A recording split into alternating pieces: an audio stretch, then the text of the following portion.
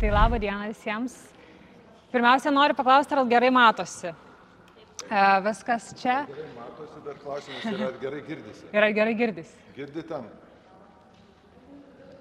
Aha. Ar girdisi ar ne? Nelabai. Aha, reikia tada garsiau kalbėti. Ar garsiau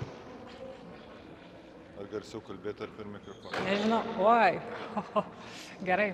Dabar turbūt normaliai girdisi visiems. Galima čia arčiau prieiti, tuomet geriau girdėsis. Nes tas garsas manosi. Jo. Ir... Nu gerai, tai gal pakalbėsiu ir garsiau, o jeigu taip tikrai labai nesigirdi, tai tikrai kviečiu ateiti arčiau, nes nežinau, kiek galėsiu garsiai išnekėti. Bet tai va, tai aš esu psichologė Vikintė ir šiandien noriu pakalbėti ganėtinai svarbia tema apie tai, kokią įtaką treneris apskritai daro sportininkų geroviai. Ir pirmiausia, tai žinoma, pakalbėsiu apie tai, kas ta gerovė iš viso yra ir paskui daugiau informacijos suteiksiu apie tai, kaip treneris iš tiesų, koks yra svarbus asmuo sportininko gyvenime. Tai dabar trumpai apie mane. Aš esu medicinos arba sveikatos psichologė, bet 4 metus praktikuoju sporto psichologiją. Tai dirbau 3 metus futbolo akademijoje, dabar dirbu su tinklinio akademija ir dirbu ir privačiai su sportininkais. Tai darbas su akademijomis buvo gal toksai įvairiapusis. Teko dirbti individualiai su sportininkais, teko dirbti su komandomis, teko dirbti su treneriais. Kai kuriais atvejais teko dirbti ir su tėvais. Ir apskritai su visa tokia bendruomenė, ar ne, tai visapusiškai padėti kiek įmanoma.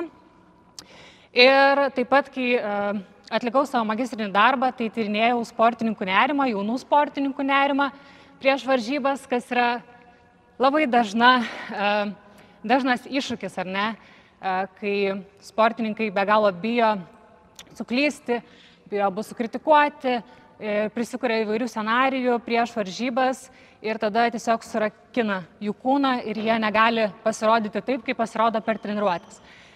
Tai va, ir iš tikrųjų, rašant tą magistrinį darbą, supratau, kiek daug įtakos daro tiek tėvai, tiek treneriai.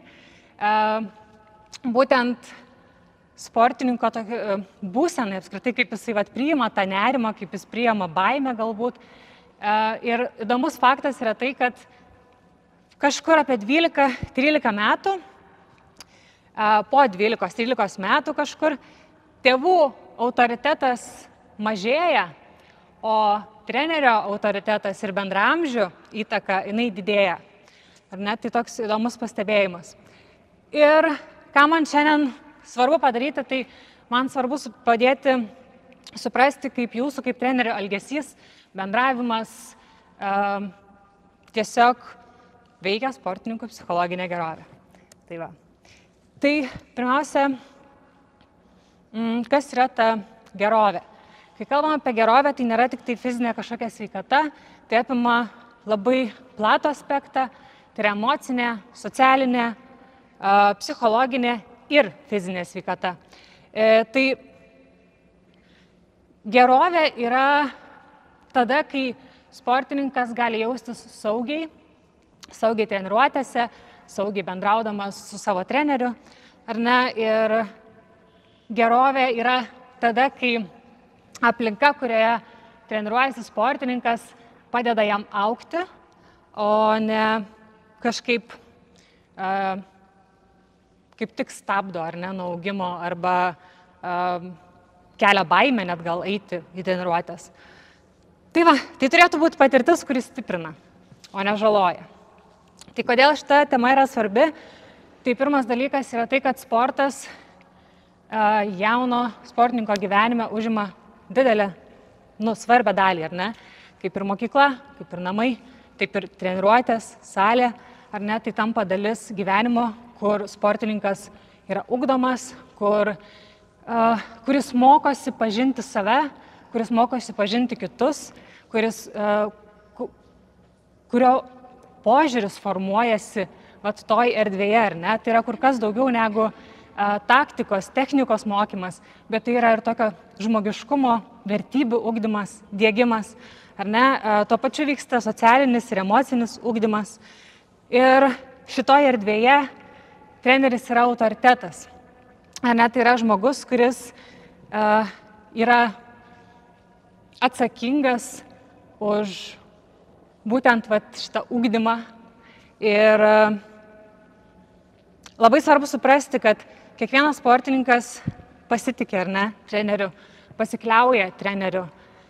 Ir kiekvienas trenerio žodis, reakcija, komentaras galbūt gali turėti labai daug reikšmės sportininkui. Nors taip gali ir nepasirodyti, bet iš tiesų tam tikri žodžiai ar reakcijos gali tikrai stipriai paveikti arba įtakoti į teigiamą, tiek ir neigiamą pusę. Tai va. Tai trenerio atsakomybė šiuo atveju yra ne tik treniruoti, bet ir kurti saugią bei pagarbę aplinką. Ir iš tiesų, kai tas ugdymas yra visapusiškas, tai tikrai galiu patikinti, kad rezultatai geresni bus tų, kurie jaučiasi saugiai besitreniruojantis, nei tų, kurie jaučiasi, pavyzdžiui, įbauginti treniruotėse, ne, ir kurie galbūt įtampos jaučia daugiau. Tai va, šiek tiek atsigersiu. Tai dabar šiek tiek pakalbėsiu apie trenerio santykį su sportininku. Apskritai, kai kalbame apie saugią aplinką, tai ta saugia aplinka ir kuriasi per santykį su kiekvienu žaidėju, ar ne?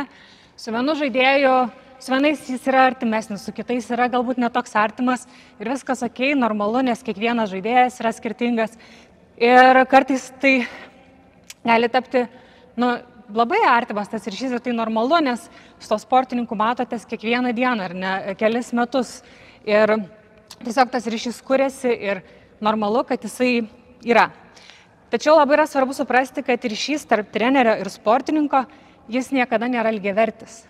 Treneris yra visą laiką galios pozicijoje, ar ne? Treneris sprendžia, ką leisti žaisti. Treneris sprendžia, ko neleisti žaisti. Treneris motyvuoja. Treneris kritikuoja. Treneris sprendžia, kam duoti grįžtamą į ryšį, kam jo neduoti, ar ne? Ir dėl to treneris, dėl to, kad jis turi galią, jis yra atsakingas už saugių ribų laikymą. Ar ne? Tai čia trenerio atsakomybė yra laikytis tam tikrų ribų, kad šitas santykis tarp manęs ir sportininko, jis išliktų profesionalus. Ar ne? Ir svarbu išlaikyti šiltą ryšį neperžengiant ribų. Tai ir čia turbūt tos ribos yra ne tik tai apie sportininką, bet ir apie patį trenerį, tai tas ribų laikymasis yra svarbus, kad apsaugotumėt ir save, ir sportininką. Tai dabar trumpai apie tai, ką reiškia tas profesinis santykis ir koks jisai turėtų būti. Tai jeigu mes kalbame apie profesinį santykį, tai kaip ir minėjau, mes kalbame apie galios skirtumą, ar ne? Treneris yra galios pozicijoje šitame santykėje. Šitame santykėje turėtų būti ribojamas asmeniškumas. Iš trenerio pusės bendravimas turėtų būti susijęs su sporto tematika, ar ne, jokių asmeninių pasidalinimų, kažkokių sunkių išgyvenimų, nežinau. Ar aš suprantu, kai būna kažkokios istorijos iš praeities, ar ne, kurios galbūt motyvuoja sportininkus, tai viskas yra okei. Bet čia kalbame apie tokius labai galbūt asmeninius dalykus, kur gali užkrauti kažkokį emocinį krūvį, ar ne, sportininkui. Arba, žodžiu, taip. Ir profesinėme santykėje trenerio tikslas turėtų būti ugdyti sportininką ir kurti jam saugią aplinką, o ne emociškai su juo suartėti, tapti draugais, galbūt tapti kažkokia tėviška figūra, motiniška figūra, ar ne, to negali būti. Tai va, tai profesinėme santykėje yra palaikoma pagarba ir profesionalumas. Ir dabar į kitą pusę pasižiūrėjus, kur yra asmeninio santykio ar ne toks pavyzdys, tai asmeninis santykis ir yra tampa tada, kai yra peržengamos ribos, ar ne? Tai kai atsiranda kažkoks emocinis intimumas, ypatingų rūšių kūrimas, kad vienas žaidėjas tampa labiau ypatingas negu visi kiti ir jam tai yra komunikuojama, jis tai jaučia, tai tą jaučia ir visa komanda be abejonės. Ir asmeninėme santykyje yra būtent dalinamasi tada tom asmeninėm istorijomis, galbūt kažkokiamis savo problemomis, kurios vyksta dabar gyvenime, ar ne. Asmeninėme santykyje yra kitoks kontaktas už sporto ribų, žinutės galbūt ar ne, nesusijusios su sportu, bet tiesiog žinutės asmeninės, kurios vėlgi gali duoti tokią dviprasmišką žinutę sportininkui ir jis gali nesuprasti, kaip čia iš tikrųjų reikėtų elgtis, ką čia atrašyti ar ne, tiesiog nejaukumo tokį jausmą gali sukurti, dovanos lygiai taip pat, ir be abejo flirtas, fizinis artumas ar kažkoks tai privilegijuotas ir skirtinis elgesys. Tai va. Tai mes, kai kalbame apie trenerio ir sportininko santykį, tai turėtų būti apie profesinį santykį daugiau negu apie asmeninį. Ar ne? Ir dabar aš labai mėgstu įtraukti auditoriją, kaip kalbu. Tai jeigu turite išmaniuosius, prašome prisijungti prie Menti.com. Tai galite su QR kodu tiesiog prisijungti, arba galite naršyklį parašyti Menti.com ir suvesti šį kodą. Aha.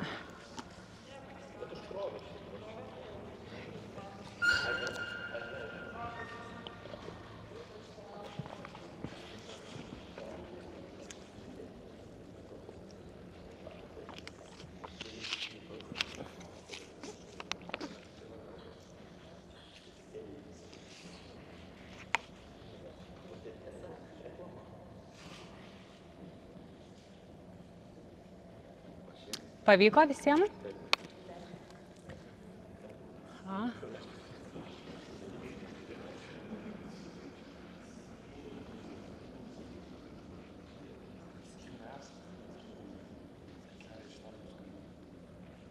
Okay, tai kas čia bus? Oi. Nu.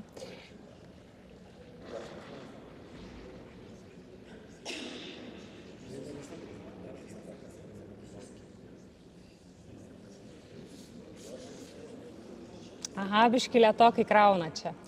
Tai žodžiu, kol kraunasi, gal aš tiesiog papasakosiu, kas čia bus. Tai čia bus tiesiog 5 klausimai, į kuriuos galėsite atsakyti naudojant programėlę. Tie atsakymai bus anoniminiai. Niekas nežinos, kas ką atsakinėja, bet mes juos visus matysime čia. Tai bus labai įdomu pamatyti ir vieniem kitus, kas ką galvoja, ir tiesiog pasižiūrėsim. Gerai.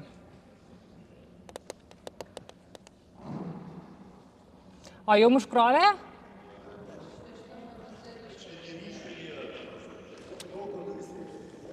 Nu va, nepavyko.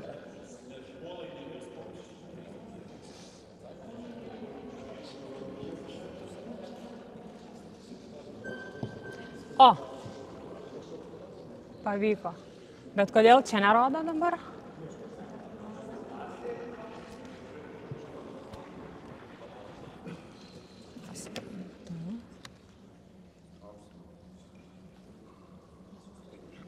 O, gerai, tai dabar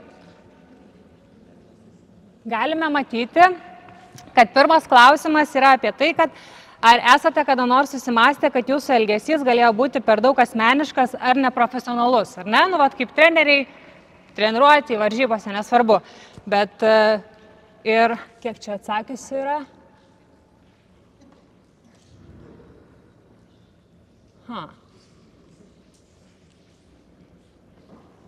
Ok. Tai, nu gerai, tai galima matyti pagal šitą rezultatą, kad visgi, ar ne, yra, nu, būna situacijų, ar ne, kur turbūt kaip, apskritai kaip žmonės pajaučiam, kai situacijos yra kažkokios, nu, vat, ne tokios, kaip gal turėjo būti. Ir normalu, kad jų atsiranda, neįmanoma, ar ne, būti tobuliems kiekviename santykyje, kiekviename žingsnyje. Tai džiugu, kad yra apskritai pagalvojama. Apskritai reflektuoti po to, kai įvyksta kažkoks keistas kontaktas, yra svarbu. Tiesiog tam, kad suprastume, kas įvyko su mumis tame kontakte ir ką galima būtų daryti kitaip, kad išvengti tokios situacijos. Ok.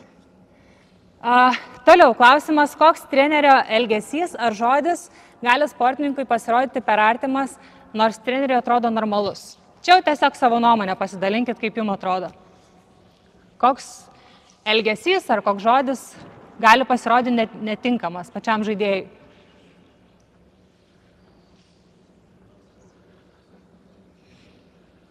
Aha.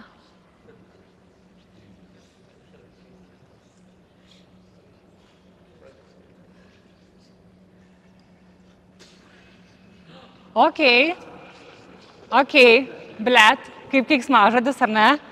Meilutės tikrai yra toks seksualizuojamas labai žodis. Pritarčiau. Gal dar idėjų kokių nors? Zuikuti. Šaunuolis. Šaunuolis tai turbūt būtų toks varlytės, mergyčkos, apsikabinimas, zuikuti, gražuolė, rūpužiokės. Aha. Iš tiesų tai labai ačiū, kad atsakinėjat, nes galima pamatyti, ar ne, kad tokie žodeliai mažybiniai iš tiesų gali atrodyti galbūt nieko dėti, bet pačiom sportininkėm tai tikrai nebūtinai yra malonu girdėti. Ir ačiū, galim varyti toliau. Kaip jūs suprantate ribos peržengimą savo profesinėme darbe? Kaip jūs suprantate, pavyzdžiui, kada yra peržengiama riba? Kada treneris visgi gali peržengti ribą?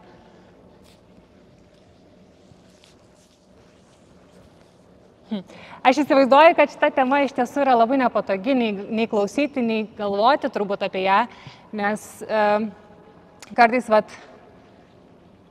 sunku yra galvoti, kad darau, arba kažkas daro kolegos ar ne kažką neteisingo. Tai ar atsiras drąsių? Asmeniškumo per daug? Ok.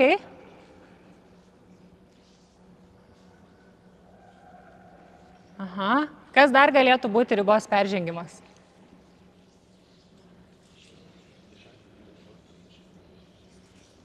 Aha, gerai. Turime vieną atsakymą, ačiū už jį. Ir čia dabar atsakymas taip, ne, arba galbūt. Tai ar kada jautėtės, kad po jūsų veiksmo ar komentaro sportininkas pasijuto nejaukiai? Ar kada patiems buvo tokia situacija, kad galbūt kažkas buvo kitaip? Aha. Ok, turime ir tokių atsakymų, kurie ar ne jautė, kad galbūt nepatogiai. Tai tos nepatogios situacijos, jos ir yra tos, apie kurias verta paskui pagalvoti. Ir verta pareflektuoti ir pagalvoti, kur čia mano atsakomybė buvo ir ką aš galėjau padaryti galbūt kitaip. Ok. Ir čia toksai klausimas apie kas jums padeda išlaikyti ribą su sportininku, kas jums padeda nenueiti per daug į asmeninį santykį arba į per daug draugišką kažkokį santykį, kokios tai yra ribos, ką darot. Kompetencija padeda. Ok, o jeigu kalbant apie elgesį, galbūt yra kokia nors taisyklės, ok, aiškus ribų žinojimas. Tai žinojimas, kompetencija ar ne, taisyklės, komunikacija irgi matau. Taip, tai iš tiesų gali, visi šitie dalykai kartu tikrai gali padėti išlaikyti tą santykį profesinį kiek įmanoma. Ir tai bus šiandien su šita dalim, kaip ir viskas, grįžime prie skaidrių.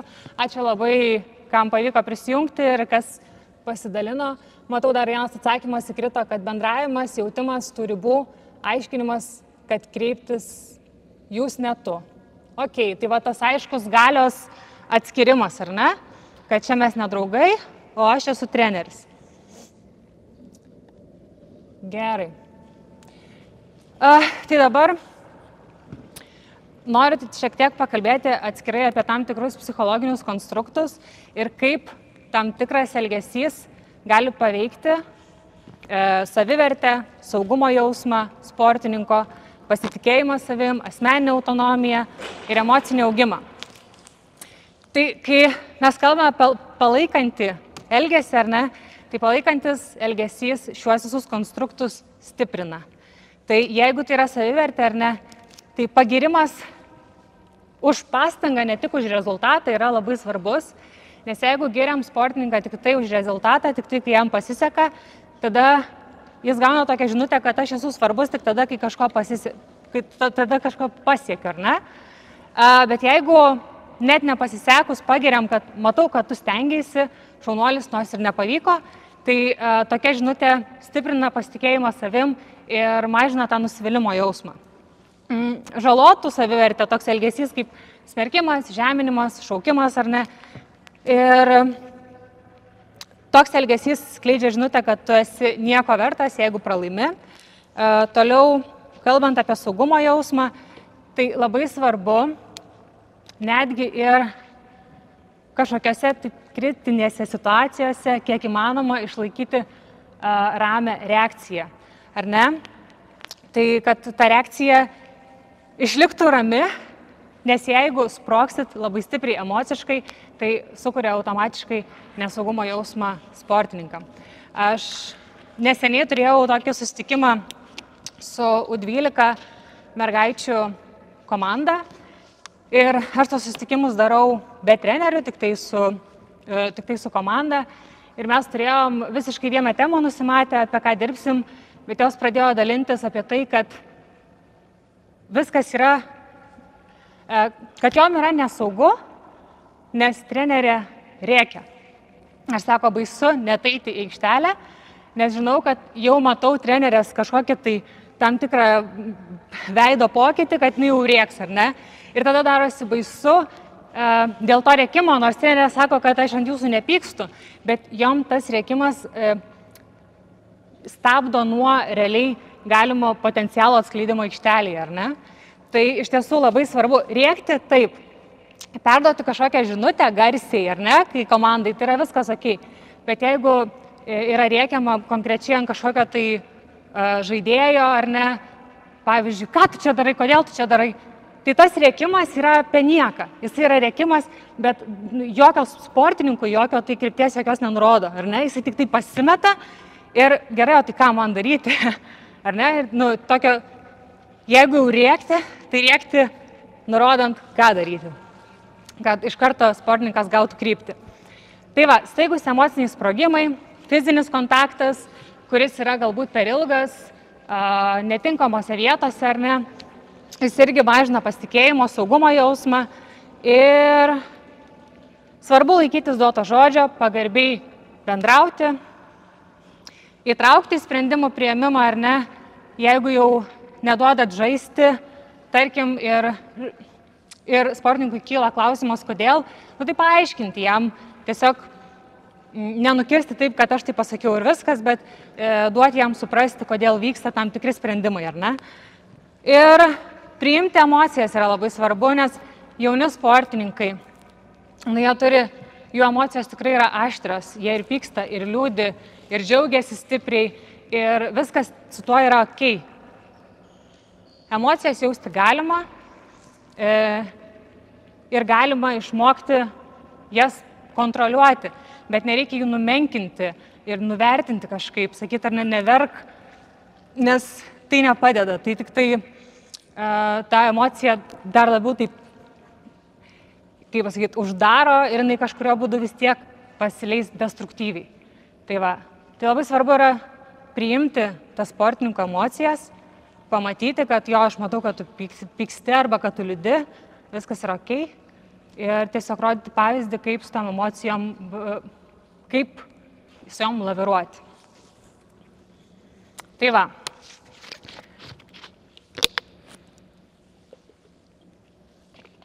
Toliau, kalbant apie saugią aplinką sportininkams, neišvengiama yra tema seksualinio pobūdžio elgesys, ar ne? Ir kai mes kalbame apie seksualinio pobūdžio elgesį, tai nėra tik tai smurtas, tai nėra tik tai prievarta, tai nėra tik tai prisilietimas netinkamoj vietoj, ar ne? Tai yra kur kas daugiau. Tai yra ir komentarai apie išvaizdą, bet jūsų buvo tam tikri komentarai, dabar neatsimenu, kuriuos dalinotės, ar ne? Tokie ir mažybiniai, kažkokie seksualizuoti žodeliai, jie yra irgi laikomi kaip seksualinio priekabiavimo išraiška. Lygiai taip pat flirtas ar kažkokios dviprasmiškos žinutės, tai va čia kaip pavyzdys yra toksai, gal kada kavos patreniruotės, tai gali skambėti kaip juokas, tai gali būti net ir pateikiama kaip juokas, bet iš tiesų tai yra absoliučiai netinkamas elgesys ir tai siunčia kažkokį dviprasmišką signalą sportininkui. Tai kaip čia dabar? Tada neaišku, kas kokiam vaidmenį yra ir tai tik tai skatina tokį pasimetimą ir tikrai sumažėjusi saugumo jausmą, 100%. Ir vėlgi, kūno žvilgsniavimas ar ilgas akių kontaktas, ar ne, šitoj vietoj tikrai galiu pasakyti, kad esu per savo gyvenimą pajutus ne vieną kartą, kai tiesiog žiūri žmogui į akis, o žiūri kažkur kitur, pavyzdžiui, krūtinę ar ne, ir tai yra be galo nemalonu. Ir kai kalbam apie jaunus sportininkus, to kūno tokio nužiūrinėjimo jo negali būti. Ir labai svarbu save vėlgi sekti, kontroliuoti šitoje vietoj, nes tai priverčia pasijausti tikrai labai nepatogiai. Ir per ilgas akių kontaktas, nepatogus akių kontaktas, kuris vėlgi yra nepatogus iš tiesų. Ar ne? Ok. Tada fiziniai gestai, tai čia ir kaip ir prisilietimai, gal apkabinimas be sutikimo, kažkoks tiesiog keistas perbraukimas ir panašiai, juokai su seksualinė potekste, netgi jeigu sakot, kad tai yra juokai, negali būti tokio dalyko. Ir nuotraukų komentavimas ar žinučių siuntimas su neaiškiu tonu, kuriame slypi kažkokia tais neaiški potekstė, kažkoks kvietimas kažką daryti ar ne, arba kažkoks komentavimas, komplimentai kažkokie keisti. Tai va. Ir ką daryti treneriui, ar ne, ką daryti, kad iš tiesų pastebėti tas momentus, kaip galbūt yra peržengiamos ribos. Tai vienas dalykas, kas yra svarbu, ne tik treneriui, bet aš sakyčiau absoliučiai ir kiekvienam žmogui, bet būtent kalbam apie dabar, apie šitą specifiką, tai savistaba, ar ne? Kai kyla noras kažkaip, nežinau, kažką pasakyti, kažkokį komentarą duoti, ar ne, parašyti, ar pasilikti su sportininku po treniruotės, arba net galima sakyti, iš kitos pusės, gal netgi rėkti, ar ne, arba kažkaip pažeminti. Tai vat, kai kyla tas noras, reikia sustoti ir pagalvoti, ar tai yra skirta ugdyti sportininką, ar tai yra skirta mano asmeniniam kažkokiam tai poreikiui patenkinti ir emociniam komfortui, ar ne. Kitas dalykas, galima pagalvoti apie tai, ar man šitas labai gal nepatinka labiausiai, kad ar aš elgčiausi taip pat, jeigu mane matytų kolegos, jeigu mane matytų sportininko tėvai, ar ne, jeigu mane matytų tiesiog kiti žmonės. Ir manau, kad šitą klausimą atsakius, tai tikrai bus aišku, jeigu pasakysit savo ne, tai vadinasi geriau taip ir nedarykit, ar ne? Ir tokie greiti ženklai, kada tos ribos yra peržengiamos, tai tas pradėjimas bendrauti už treniruočių ribų, dažnesnis galvojimas apie kažkokį tai vieną sportininką, ar ne, dalinimas asmeninės informacijos ir emocijų, tiesiog, o kada jau pamatyti, kad ta riba yra peržengta, tai kai sportininkas pradeda elgtis nepatogiai ar ne, ir lyg tai jums skolingas yra. Ir vėlgi grįžtame prie to, kad jeigu darosi baisu, kad kažkas šitą mūsų kontaktą ar santykį pamatys arba išgirs, tai jau yra signalas, kad jau tai šitas santykis yra netoks, koks turėtų būti. Ir kai girdėjau apie, kai dalinosi kolega apie tą komunikaciją tarp trenerių ar ne, apie bendradarbiavimą, tai jeigu tokio santykio net nesinori dalintis ar neklausti, ar čia gerai ar negerai, tai irgi yra ženklas, nes norisi slėpti tai, kas vyksta tarp manęs ir sportininko, norisi slėpti. Tai vadinasi, tai jau yra negerai. Ir dabar pereinu prie saugios ir įtraukios aplinkos kūrimo ir šiek tiek pristatysiu, ką tai reiškia ir pateiksiu kažkiek tai įrankių, kaip galima tai būtų padaryti. Tai vėlgi, čia taip kaip ir apie tą patį ir kartojasi tam tikri dalykai, bet saugumas sportininkui reiškia ne tik tai fizinį saugumą, tai ne tik tai apie tai, kad kažkas nešauks ar kažkaip tai fiziškai nesmurtaus. Aš galiu pasakyti asmeniškai, aš pati buvau tinklininkė ir mano treniruotėse būdavo tokie atvejai, kai aš pati asmeniškai esu išgrūsta iš aikštelės su metimu kamuoliu į nugarą. Eik iš aikštelės ir metai į nugarą. Čia yra smurtas, ar ne? Tuo metu mums tai atrodė normalu, nes, taip tiesiog elgdavosi, tą mes tiesiog patyrėm, bet tai iš tiesų mano savivertė būtent sporte sumenkino, aš jaučiausi absoliučiai nevykėlė tam žaidime, bet man jis patiko. Tai aš bent jau sėdėdavau ant suoliuko. Tas bent jau buvo saugu, man asmeniškai. Tai saugumas reiškia žinoti, kad nebūsi pažemintas, kad iš tavęs nepasityčios, kad tau kažkokios pravardės nesugalvos, ar ne? Saugumas yra, kai jauti, kad gali klysti be baimės, kad padaręs klaidą tu negausi 15 kažkokių komentarų, kaip čia yra blogai, o kad gausi palaikymą, kad okei, suklydai, tai kartok iš naujo, ar ne? Ką gali padaryti kitaip toj vietoj, kur suklydai? Tai yra palaikymas, o ne kažkoks žeminimas, baudimas ir menkinimas, ar ne? Ir saugi aplinka yra tenai, kur jauti, kad treneris tą mato kaip žmogų, o ne tik tai kaip kažkokį tai rezultatą. Ir žinojimas, kad jeigu man kažkokia situacija yra nemaloni ir nepatogi, aš galiu tą treneriui drąsiai pasakyti. Tai apie tai yra saugumas, kad aš galiu jaustis savim, aš galiu klysti ir galiu dalintis, kaip yra nepatogu man. Kada saugumas gali būti pažeidžiamas, tai tas viešas toksai klaidų komentavimas ypatingai.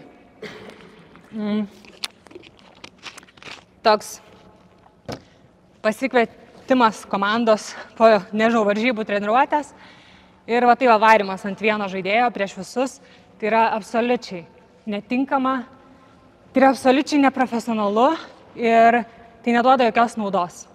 Tai yra nepatogu klausyti visai komandai ir tas žaidėjas, ant kurio yra varoma tuo metu, jis irgi tada ten nieko negirdi, nes ten blokuojasi, tai yra baisu, tai yra nemalonu, tai yra nepatogu ir tai yra absoliučiai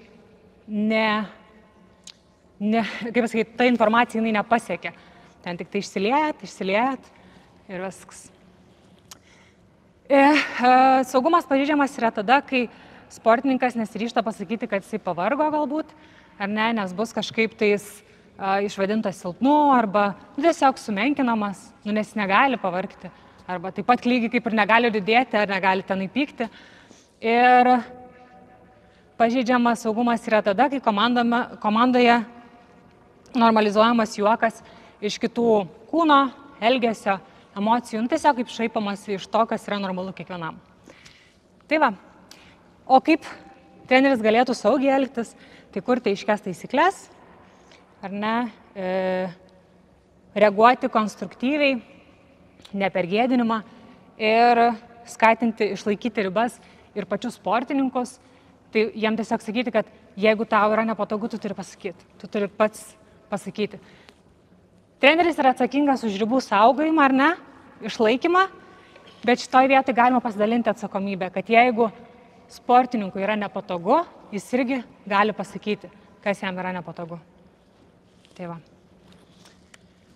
Ir toliau įtraukumas, tai ką reiškia įtraukumas? Tai kai gerbiami yra visi komandos nariai, nepriklausomai nuo to, koks yra jų charakteris, kūno tipas, emocinis jautrumas ar socialinė padėtis, ar ne. Ir kai tos emocijos, čia prieš to grįžtų vis, kad ir tas emocijų kažkoks tai antplūdis nėra gėdinamas, nes jeigu mes kalbam apie paauglystę, tai ten tų emocijų yra va šitiek. Ir jos tikrai nėra taip lengva suvaldyti. Ir jos ten veržiasi, ar ne? Ir jeigu pyktis yra labai stiprus, gali būti. Jeigu liūdesys yra, gali būti stiprus. Ir tai yra normalu, nes tai yra brandos dalis, tai yra proceso dalis. Tai reikia su to tiesiog būti kartu šalia. Ir įtraukumas reiškia tada, kai ne vienas sportininkas nėra atstumtas dėl to, kad jis yra kažkoks kitoks, ar ne, galbūt labiau užsisklendęs, galbūt ramesnis šiek tiek. Ir svarbu įtraukti, nes kiekvienas komandos žaidėjas, lygiai taip pat kaip aikštelėje, jisai turi savo poziciją, ar ne, ir atlieka kažkokius tai specifinius dalykus savo pozicijai, lygiai taip pat jisai komandai kaip bendruomeniai atlieka tam tikrą vaidmenį. Tai jeigu jis yra tylesnis, vadinasi, jo vaidmuo yra tuo metu gal, jis yra stebėtojas. Kitas yra aktyvesnis, jis yra lyderis, ar ne? Ir kiekvienas atlieka savo kažkokią tai vaidmenį komandai. Tai va, ir kur dažnai paslystama būtent ties įtraukumu, tai kai sportininkas yra išskiriamas, nes atrodo arba elgiasi kitaip, tai ar ten ramesnis, ar jautresnis, ar netgi ir drąsesnis, ar ne? Tai va, kad jis, oi, tas tai jautrus ir toks vis nurašomas, ar ne? Kai vyrauja nepastebimos etiketės, tai ta dramatizuoja, ta perimta, ar ne? Šita tai visas susireikšmina, nekreipi dėmesio, tai va, tokių etikečių neturėtų būti. Ir tada, kai treneris leidžia sklisti vidiniam humorui arba pravardėm. Tai va, tai jeigu girdit, kad kažkas panašaus vyksta, ar ne, tai reikia labai sustoti ir tikrai pasikalbėti su komanda, kad negali būti tokių dalykų, negali būti kažkokio tai išskirtinumo šitoje vietoje, išskirimo dėl to, kad kažkas yra kitoks arba tiesiog, žodžiu, skatinti priėmimą. Ir patiem mokytis priimti ir skatinti komandą priimti vieni kitus. Tai va, tai ką galima daryti, tai vėlgi skatinti susitarimus dėl to, kaip mes bendraujam, ką mes toleruojam ir ko mes netoleruojam, ar ne, tai tam tikros taisyklės. Reaguoti į atskirtį, tai kaip pastebit, kad kažkas yra atsiskyręs, tai galima pakalbėti su tuo pačiu žaidėju, kuris yra atsiskyręs, galima pakalbėti su visa komanda, priklausomai labai nuo situacijos, ar ne. Ir būti pavyzdžiu, vėlgi, jūs turite rodyti pavyzdį, kaip kalbėti pagarbiai, kaip bendrauti pagarbiai, nes jauni žmonės, ne tik tai iki pilnametystės, dar turbūt jaunas žmogus yra iki kokį 24, kartais 25 metų, ar ne, nes tam tikri psichologiniai konstruktai dar procese dar vystosi, ne iki galo išsivystę. Tai ką noriu pasakyti, kad jūs esat pavyzdys, o vaikai mokosi per pavyzdį. Ne per tai, ką sakot, ką šnekat, o per tai, ką darot ir kaip darot.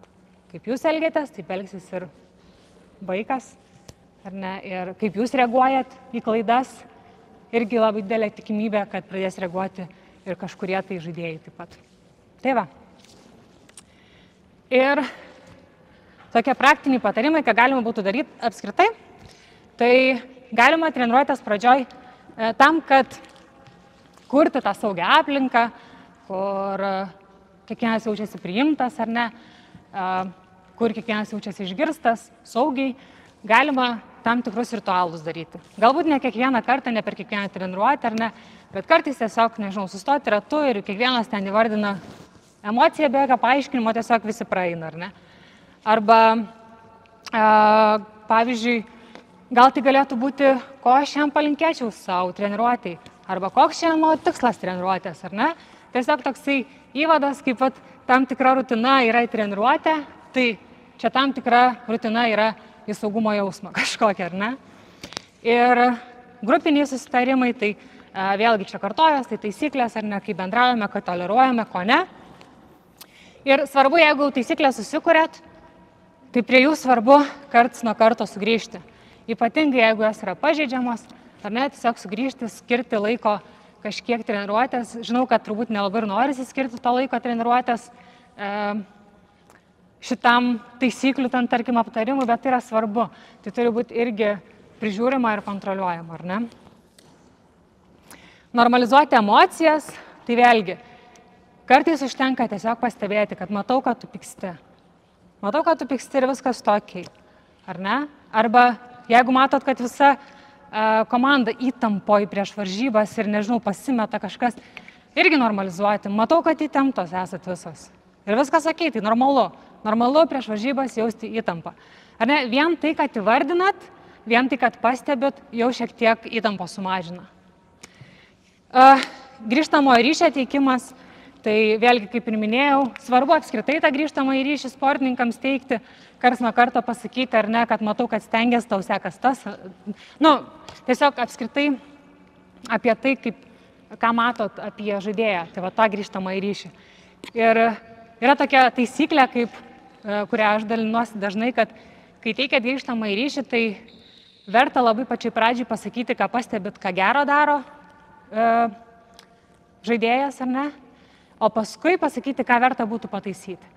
Ir tada, kai žaidėjas išgirsta pradžiai, kad, aš čia kažką ir gerai darau, tada kur kas lengviau priima tą netobulumus ten, kur daro klaidas, kur kas geriau išgirsta ir iš tiesų tada didesnė motyvacija apskritai atsiranda kažką dėl to daryti, ar ne, nežinau, stiprinti kažkokią tai techniką, taktiką ir taip toliau.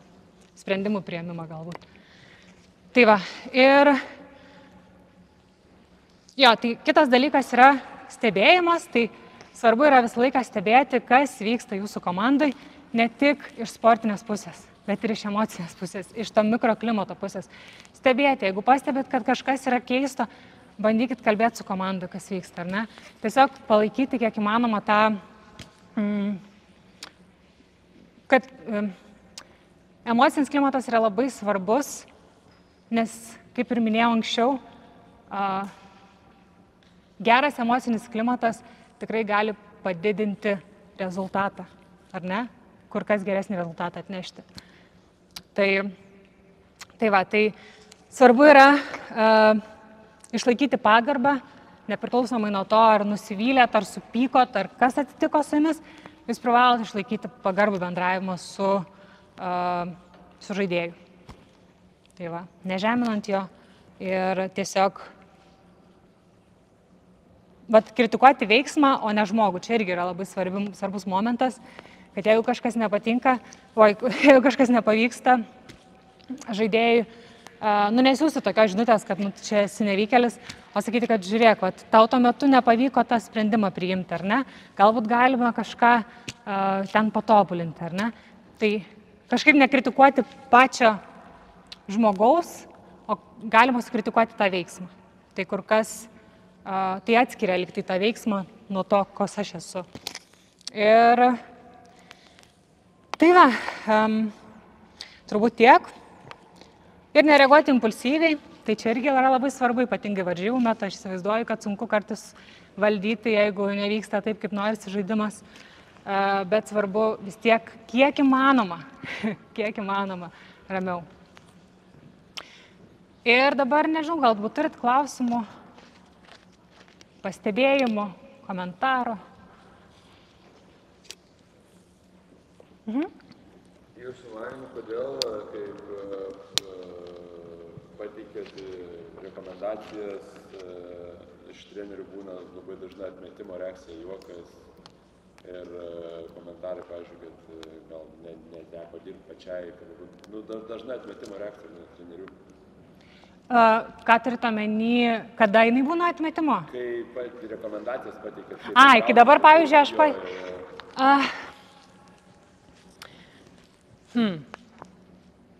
Nu, tai sakyčiau visai normali reakcija. Nu, niekam nepatinka, kai kažkaip badoma į ten, kur galbūt aš irgi klystu kartais. Nes visi mes klystam, ar ne? Bet yra sudėtinga iš tiesų tą kartais priimti. Ir tai yra tokie, psichologiniai mechanizmai. Aš manau, kad atmetimo reakcija yra absoliučiai normali. Tai, kad nepatogu klausyti šitą pranešimą, yra absoliučiai normalu. Ir viskas yra ok, bet svarbiausia, mano turbūt žinutė yra, kad visgi svarbu suprasti, kad čia nei viena nėra tobula ir kad tikrai darome klaidų ir santykyje. Ir kartais tiesiog vertinga save pastebėti ir priimti tą savo klaidą. Nes, žinot, jeigu treneriai nepriima savo klaidų, tai žaidėjai irgi nepriima savo klaidų. Tai va. Nežinau, ar atsakiau klausimą. Ačiū. Taip. Pavyzdžiui, kaip atskirti asmeninį tą profesinį santykį akademijose, kur gyvenama, kur merginos gyvena kartu vos net tose pačiose patalpose, kur treneriai gyvena. Ok. Čia iš tiesų yra labai sudėtingas. Jo, nes treneriai turi bežioti treniruotės ir atsakingi už mokyklos reikalus. Aš sakyčiau tada, čia trenerio vaidmuo nėra tik tai trenerio. Ir čia tada trenerio vaidmuo tampa kaip ir globėjo dar, ar ne? Tai toks, kaip išlaikyti tą globėjo ir trenerio, kad netaptų, nepersikeltas aikštelė ir atvirkščiai. Gal kas nors turite iš jūsų kokį nors patarimą? Aš dar galvoju. Aš bandau įsivaizduoti, kad iš tiesų tokiu atveju tik profesinio santykio ir nebus. Ar ne? Nes, tai yra neįmanoma, nes tai nerealu. Nes jau aš esu dviejose vaidmenyse. Aš esu globėjas, kuris jį vežu į treniruotės, ar ne? Ir galbūt, nežinau, žinau, kaip ten sekasi mokyklai, nesiseka ar ne, nes turbūt kelionių metu vis tiek vyksta pokalbiai. Ir čia aš manau, kad čia yra labai sudėtinga tą išlaikyti tik profesinį. Tai gali būti ir globėjiško, ir profesinio, bet jo, tai aikštelėje vėlgi jausis. O gal kažkokie tada patarimai būtų tokiam atveju, ką gal patartumėt būtent, ką svarbiausia atkreipdėmėsi?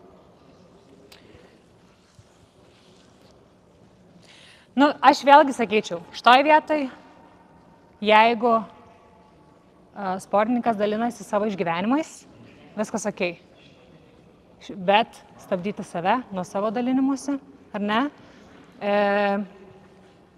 Vėlgi, jokių fizinių prisilietimų čia. Visos tos taisyklės galioja, ar ne? Ribotas, ribotas tas dalinimasis. Jeigu jie kalba apie save, viskas yra ok, išklausom ar ne, paguodžiam, atliekam globėjo vaidmenį. Bet savo ton turinio neduodam, ar ne? Tai čia yra riba. Vėlgi tas elgesys, ar ne? Fizinis elgesys irgi, kurioje dar vietoj galvoju. Pagarbus elgesys, vėlgi tas pats išlaiko, ar ne? Pagarbus elgesys. Tiesiog, kad tai neišeitų į asmeninį kažkokį susirašinėjimą jau žinutėmis, tiesiog valdyti tą srautą, kad jau kai esu globėjas, tai esu globėjas, bet aš vis dar neduodu savo kažkokios informacijos daugiau, negu turėčiau, ar ne? Nes aš esu atsakingas. Nežinau, atsakiau šitoj klasį. Bet čia yra, iš tiesų yra toksai labai slidi riba. Taip, čia yra slidi riba iš tiesų labai. Taip. Ir jeigu kyla kažkokia abejonių dėl pačio sportininko, nežinau, būsenos, tai jūs tėvais kalbėti. Taip, ir tada perduota atsakomybė tėvam. Taip. Koks yra vaidmuo tėvų šitam? Aha, didelis. Vienas iš pagrindinių ir Taip. manau, kad šiuo aspektu yra, šiuo momentu yra didelis. Taip. Dar pridėsiu, jūs sakėt, treneriai turi galią. Treneriai turi nelabai kokias galias. Tėvas iš balkono reikia. Leisiu į aikštelės, kodėl jis nežaidžia, kodėl jis žaidžia 10 minučių ir net 20. Arba pasodinai ir pasako perpekį. Mano jau pailsėjo. Dar čia šitas variantas būna vienas iš paprastesnių, bet kai būna vaikas išvažiamas už nesportinį elgesį iš aikštelės ir ateina tėvas arba mama aiškinasi teisėjais, kodėl tu išėjai. Jo, žinokit. Tada vaikai reaguoja tėvas rodo va tokį arba mama tokį dėmesį, tada tas atsiranda santykis trenerio ir vaiko, kai nebūna tokios pagarbos, automatiškai pereina ir neįsėjas. Čia reikia, žinokit, šita problema egzistuoja labai stipriai. Labai stipriai. Ir jo, čia yra tas momentas, kai tėvai perima trenerio vaidmenį, kad aš geriau žinau, kaip daryti. Ir čia iš tikrųjų reikėtų, aš manau, kad svarbu yra komunikuoti tėvam, kad ne jūs sprendžiat, o bandyti statyti kažkokias taisyklės, galų gale neleisti tėvam varžybas. Nes turiu galvoj, kad kai tėvai, ar ne, va čia yra labai labai sudėtinga, nes turėtų ir tėvai suprasti, kad jie yra žiūrovai ir jie turi palaikyti vaiką, o neaiškinti trenerių, ar ne, kaip elgtis. Tai va. Gal yra reikalinga kažkokia komunikacija būtent vaikų, tėvų ir trenerių. Taip. Kad jinai atsirastų tas būtent bendravimas, kad tėvai yra, kaip vadinama, ta siena varžybinio arba treniruočių ciklų metu. Taip. Neitų ir nereguliuotų, ką turi daryti ir kaip turi daryti. Tada atsirastų gal kažkokia tai kontrolė. Dabar, kaip mes matom, treniruotės būna, ateina tėvai, salėje sėdi ir žiūri. Bet čia, žinokit, svarbu. Bandyktų juos uždaryti, palaukti. Ne, tai taip, čia toks, žinot, kraštutinis atvejis. Bet aš tikrai skatinčiau komunikuoti šviesius su tėvais. Apskritai, nežinau, daryti kažkokius susirinkimus ar kažką, kur tiesiog komunikuoti, kad jūs negalite taip daryti. Arba kviesti specialistus irgi, kad tėvam pasakotų, bet tėvam irgi nemalonu tai klausyti. Čia yra toks momentas, kur labai svarbu komunikacija, kad tėvai suprastų, kad jums trukdo dirbti, ar ne, tuo pačiu, ką daro tai vaikui. Vaikas nežino, kurio klausyti, nes aš esu pasimatęs tarp autoritetų. Aš nesuprantu, ką man tėtis sako daryti tą, o tėtis sako daryti tą. Tai ką aš darau? Ir... Čia gal reikia atskirti tokius dalykus, kad tas pats treneris varžybinių ciklų, treniruočių ciklų pasidaro kaip tėtis, kaip mama. Ir kad yra ribos tos, kad šiandien tu priklausyt čia, o ne čia. Taip, tai svarbu. Čia, žinokit, viskas apie komunikaciją yra. Nors ir labai nepatogi šitą komunikaciją. Su tėvais ypatingai. Tai va. Man aktualiausias seksualinio priekabiavimo klausimas. Nesijuokit, čia rimtai. Dabar, pavyzdžiui, žiūrėjau seminarą, treneris rodė ir trenerį rodė. Taip. Ir, pavyzdžiui, mergaitės. Ir treneris sako, spausk į sieną, duoda ranką, gal jie už rankos nori pasilaikyti vienas. Čia kaip pavyzdys, tokių dalykų yra. Žinau, pilnai mokytojas, kuris liepia daryti vadinamą talentą, visi lentą, kaip ant alkūnės susirėmė, mokykloje liepia daryti talentą ir pats parodė ir liepia daryti. Priėjo su vienu pirštu mergaitį per nugarą paspaudė. Ir kas gavosi? Vaikų teisės, policija, skandalas didžiausias. Kaip dabar, aš, pavyzdžiui, dirbu treneriu, aš noriu prieiti parodyti užtvarą pastatyti. Taip. Prieinu prie mergaitės, ten kaip. Jeigu aš atsistosiu per atstumą, jinai taip ir darys, jis treneriu taip liepia daryti, prieisiu, prisiliesiu, aš suprantu, kad sako, reikia atsiklausti. Nežinau, man toks įdomus klausimas čia. Jo, čia yra iš tiesų labai jautru. Kaip šitą padaryti? Dabar treneriai irgi rodo metimą, prieina pakelk ranką. Jau viskas, jau ten pirščiukais ar kažką tai, tas mūsų darbė tas neišvengiamai. Taip. Tu turi parodyti, ar tu su vaikinais dirbi, ar tu su merginom dirbi, nėra skirtumų. Prieisi vaikinui, paimsi už rankos. Dabargi vaikai viską eina, namo pareina, tik po treniruotės ir pareina ir pasako, kad treneris, dar aš nespėjau namo pareiti, jau direktorius žino, ką aš ten pasakysiu treniruotė. Tai žinot, tai čia tas... Taip, čia yra iš tiesų labai jautri ir labai slidi. Ar ne, tema, aš suprantu, kad kontaktas yra reikalingas, parodyti. Pagaliu, tu darai lentą, jeigu tu šitaip darai, su pagaliu paimi per nugarą, paspaudė ir su tavo kur stuvelis. Bet čia irgi variantas. Bet, žinot, man atrodo, kad visų pirma, kai mes kalbam apie tam tikras jautres vietas merginų, ar ne? Tai, kad, žodžiu, svarbiausia yra, kad tas kontaktas nebūtų per ilgas. Kad jis nebūtų toks darytus nepatogus, bet prieš kontaktą, svarbu yra pasiklausti jo, bet nes laika yra laiko, galbūt nepasiklausti arba nepagalvoti, arba informuoti, kad žiūrėk, aš dabar tavo ranką biški, aš dabar biški, tiesiog informuoti, kad būtų aišku, kas... Jūs sakėte, tas klausų seminarai, tas akių kontaktas, per daug žiūrėjai į mane. Tai man čia irgi, Taip. Kur dursi ten? Taip, viskas yra be galo jautru. Iš tiesų, aš sutinku, tai yra labai daug taisyklių šitoje vietoje ir tiesiog reikia būti, mano manimu, kiek įmanoma atsargesniam ir jeigu nėra būtina paliesti, neliesti, o jeigu jau... Tai reikia, Taip. Kaip išmesti, kaip reikia, ranką ne taip pakėlė, pirštus Taip. kaip parodyti va šitas, kad tu parodė, kad treneriai gerai parodė. Vaikai nedaro, tu prieini, anksčiaugi prieini, pakeltas kūnė ten, neišsuk rankos tą, dabar paliesi viskas. Taip. Rytoj turėsi Žinau, mano perteklinis. taip, faktas, kad yra. Perteklinis tas rodymas tų kažkokių tai gairių, kurios, būtent, kaip sakau, praeityje, jos nebuvo taip traktuojamos, nes kaip tu įlysi į tą auklėtinį, ne? Jeigu jisai, visiškas kosmosas, sėdi, tau reikia, kad jisai, o jisai lyderis yra. Ir tu niekaip jo nedasišauki, tai gražiai ateini šneki viskas. Iš viską, pačiai iš viską. Tai kitą kartą pakeli tą toną, kad jisai atsibūstų ir gal kitam paskatinį, aišku, jisai atsibūndo, kitas ne, treneris viso gero kažkaip. Čia vat vėl, kaip tu...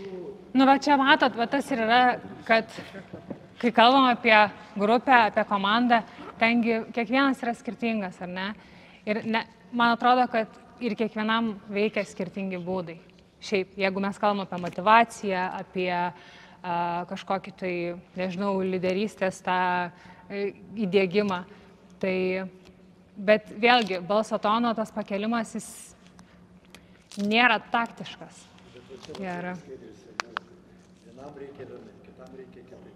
Čia irgi pasako, nesuosmeninti. Jo, bet kitaip negali. Galima griežtai, bet nerėkiant. Va čia žinokit, tai, žiūrėkit. O, dabar garsiai kalbat, taip? Taip. Taip. Tai va, jeigu tai yra garsus kalbėjimas, tai yra viena, bet turbūt skiriasi garsus kalbėjimas nuo rėkimo, ar ne? Kai yra tai emocinis, kai yra tai ten su pykčio kokia banga, dar kažkas. Tai va, žiūrėkit, nėra tobulų, neįmanoma ir čia visų tikrai taisyklių taip jau 100% laikytis nėra įmanoma, bet kalbant apie prisilietimus, dar grįžtant prie šitos temos, tai tiesiog aš tai siūlyčiau būti atsargiems labai. Ir iš tiesų paklausti, ypatingai jeigu tai yra sportininkas, nežinau, naujas sportininkas ir panašiai, tai tiesiog atsiklausti, informuoti, kad žiūrėk, man reikia parodyti tau pratimą, bet aš turiu čia dabar paliesti, ar galiu. Viskas. Suprantu, kad tai užtrunka laiko, bet va čia save apsaugot tokiu atveju, kad nebūtų iškviestos teisės ir apsaugot sportininką, kad jisai žino, kas su juo bus čia daroma ir, žodžiu, neišgąsdins jo. Tai va. Labai smagu matant daug vyrų, kurie nori mergaitės treniruoti, mane čia labai tas džiugina, seniau tai tik, jūs ten cackiai, nesupinti, užrišti ir nuo mažiukų, kai užaugysi, tai pasakysi, kad dirbot su mergaitė. Nes kai paimate Iš kitos pusės, ne iš trenerių.